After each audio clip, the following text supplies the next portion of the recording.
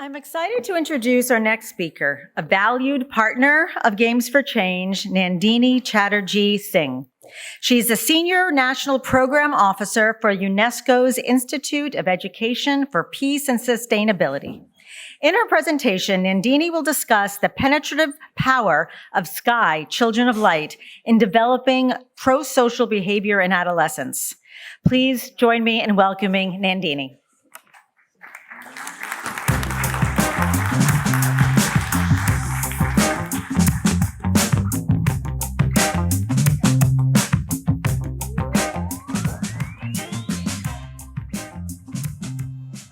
So given that I got a 10-minute slot, I changed around the abstract a little bit and want to talk to you a little more about what the Institute does, okay? And we are into building kinder brains, okay?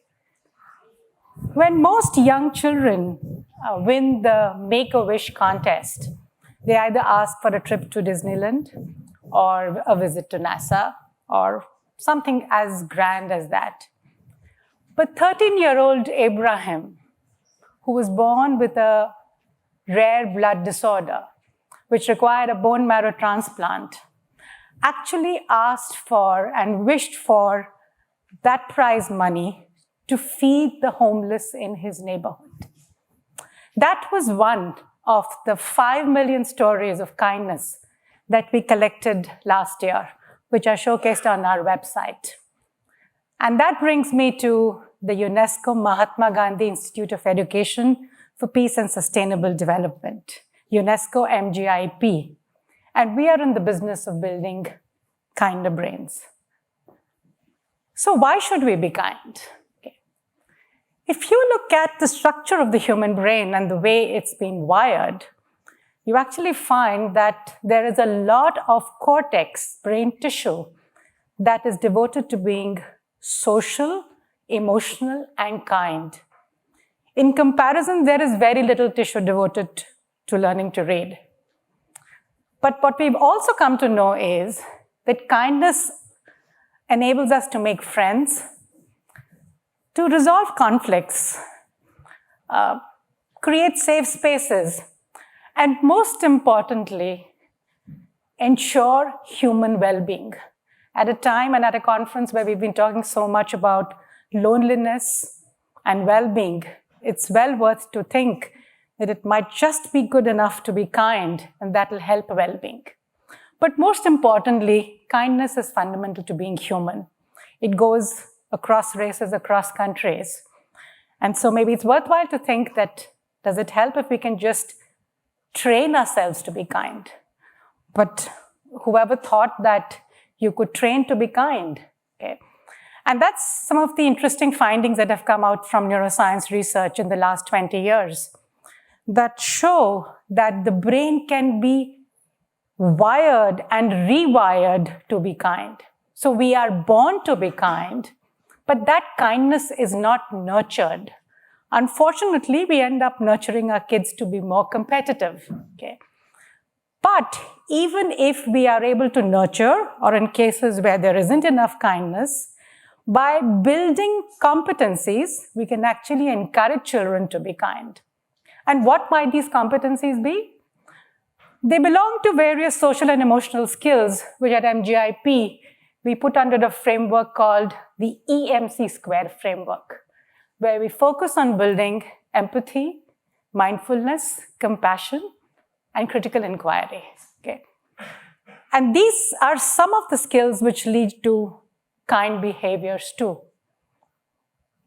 And so where do games come into this entire picture?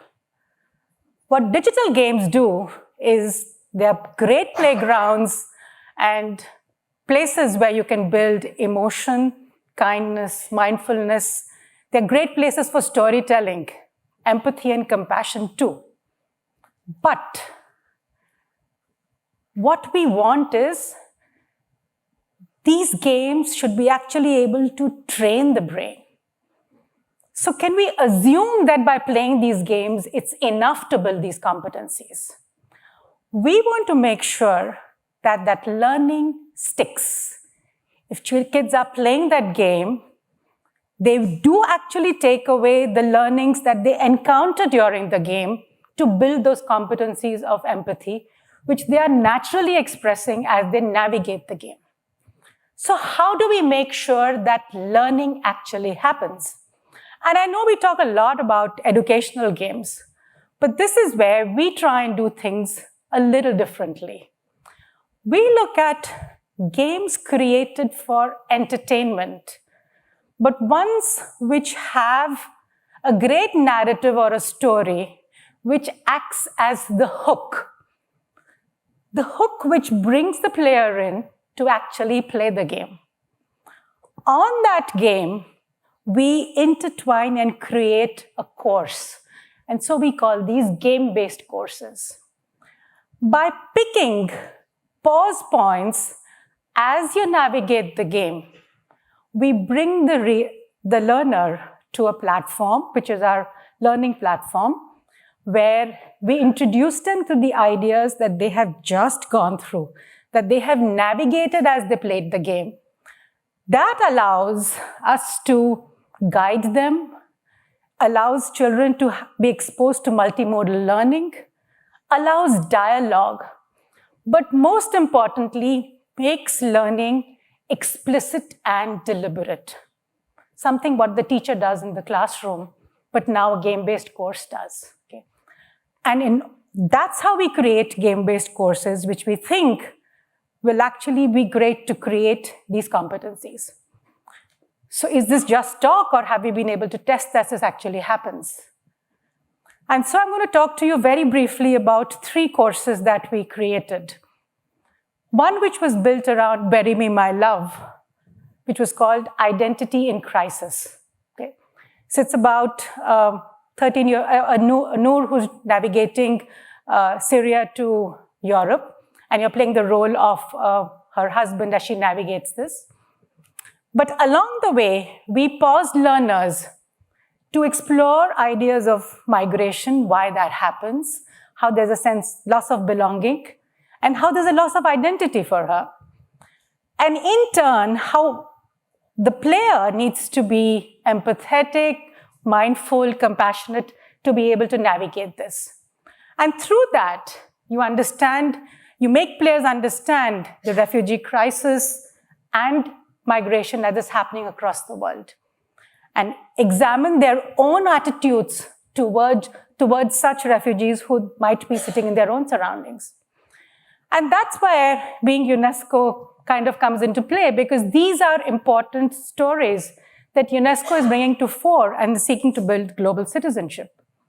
And so during the pandemic, we ran a research study with children in UAE and in India. About 300 kids, about 150 each, participated in this study, and they actually took the game-based course. We conducted pre- and post-assessments to see whether there was actually any learning. Okay?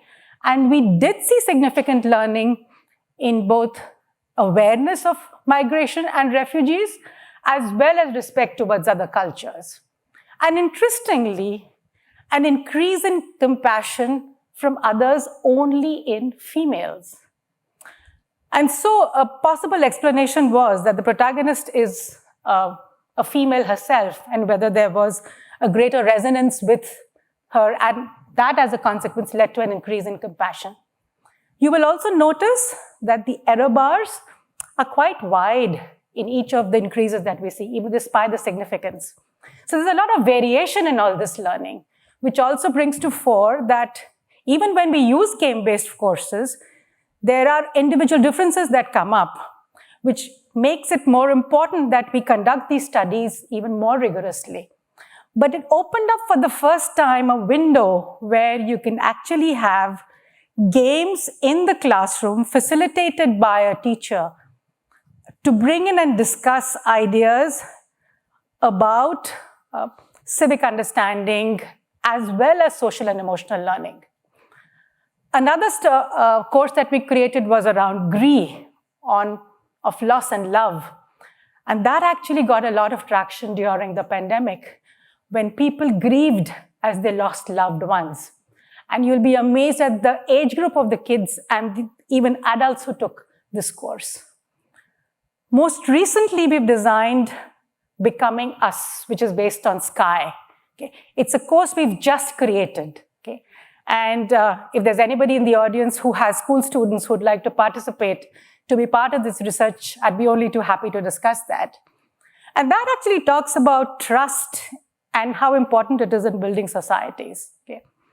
How do people learn to cooperate, and how this actually runs through the animal kingdom too. But it's fundamental to the building of our societies. And in an age where there is so much mistrust, this probably needs to come back into the conversation. So all of these are hosted on our platform, which is framerspace.com. It's GDPR compliant, it's free, all the courses are free.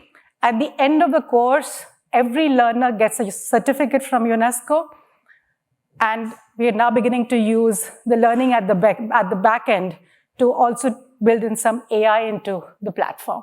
So feel free to sample and explore the platform for other courses too. So that's where I'd like to end and leave you with one message. In a world where you can be anything, please be kind. Thank you.